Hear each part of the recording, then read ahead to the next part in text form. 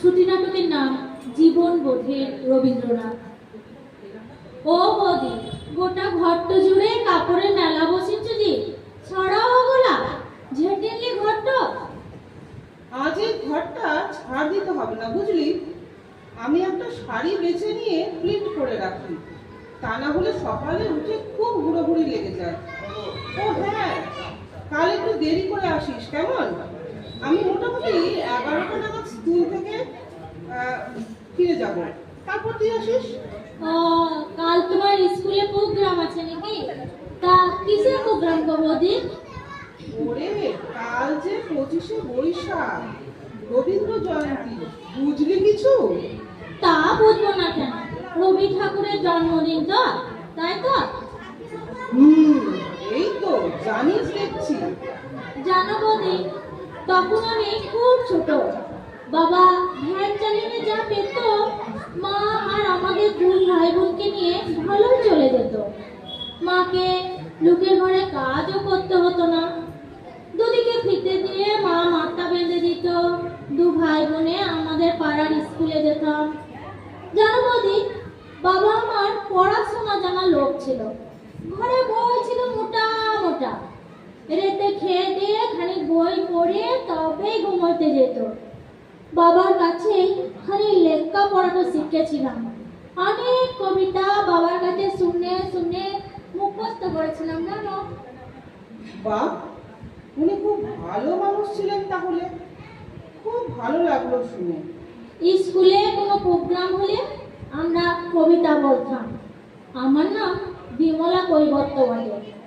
বাবা বলেছিল রবি ঠাকুরের কোনো একটা লেখার চরিত্রে বটে আমার নাম তো, কিন্তু এখন ভুলে গেছি। রবীন্দ্রনাথ ঠাকুরের বিখ্যাত উপন্যাস ঘরে বাইরে প্রধান নারী চরিত্রের নাম বিমলা। সত্যি তোর বাবা অনেক পড়াশোনা করেছেন। তা অমন মানুষের মেয়ে হয়ে ঠিক করে পড়াশোনা করলি না কেন তুই? সবই কপাল গো বৌদি। আমি তখন ক্লাস 4 আর ভাই ক্লাস 2। একদিন স্কুলে বেরোবার লেগে ভাত খেতে বসেছি। পাড়ার একজনা পড়ি মরি করে এসে খবর দিলে বাবার ভ্যানটাকে একটা বড় লরি সামনে থেকে ধাক্কা দিচ্ছে। ব্যাস, ওইখানেই সব শেষ গো বৌদি। আমাদের সংসারটা তখন থেকে ভেসে গেল। পড়াশোনা সব বন্ধ হলো, মাকে লোকের ঘরে কাজ দিতে হলো। আমি ঘরে রান্না বাড়া করতাম। ভাইকে স্কুল পাঠাবার লেগে মা অনেক চেষ্টা তো করেছিল, কিন্তু ও আর গেল না। আর আমার খালি বয়স হতে বিয়ে দিয়ে দিলে আবার কে।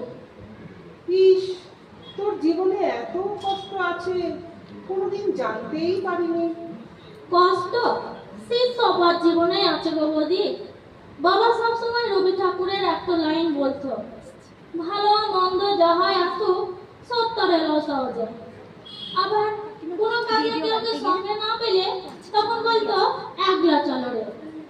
জানো বৌদি, যখনই খুব দুঃখ বা কষ্ট হয় এই কথাগুলো মনে করে অনেকটা হালকা হতে পারে। জানিস বিমলি, এই যে তোরা জীবনের প্রতি মুহূর্তে রবীন্দ্রনাথ ঠাকুরকে এভাবে আত্মস্থ করে আছিস, এটাই আসলে ভক্তি, এটাই আসলে শ্রদ্ধা। উনি এখানেই সবচেয়ে বেশি করে জিতে গেছেন। নিত্যদিনের ঘটনার সঙ্গে তার লেখার যোগসূত্র রেখেছেন। তার জীবনবোধকে এভাবে আঁকড়ে রাখতে পারাটাই তো আসল সার্থকতা। শুধুমাত্র জন্মদিন কিংবা প্রয়াণ দিবস উদযাপন করাকে কখনোই রবীন্দ্র ভক্তি বলা যায় না।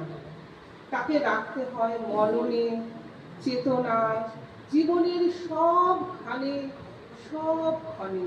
কে জানে, অত বুঝি না। ওই দু একটা কবিতা মনে আছে এখনো। জানো বৌদি, আমি তো ঠিক করেই রেখেছি, আমার ছেলে মেয়ে যাই হোক না কেন আমি কিন্তু ওদিকে লেখাপড়াটা শেখাবো। নিশ্চয়ই করাবি। শিক্ষার সুযোগ সবার পাওয়া উচিত। খুব ভালো মানুষ হবে তোর সন্তান, দেখিস। আচ্ছা বিমলি, তোর কাছে সাদা ধরনের কোনো শাড়ি আছে? আমার শাশুড়ি মায়ের আছে, কিন্তু কেন গো? কাল সকাল 7টার মধ্যে আমার বাড়ি চলে আসবি শাড়ি পরে, সেজে গুজে। স্কুলে নিয়ে যাব আমার সঙ্গে।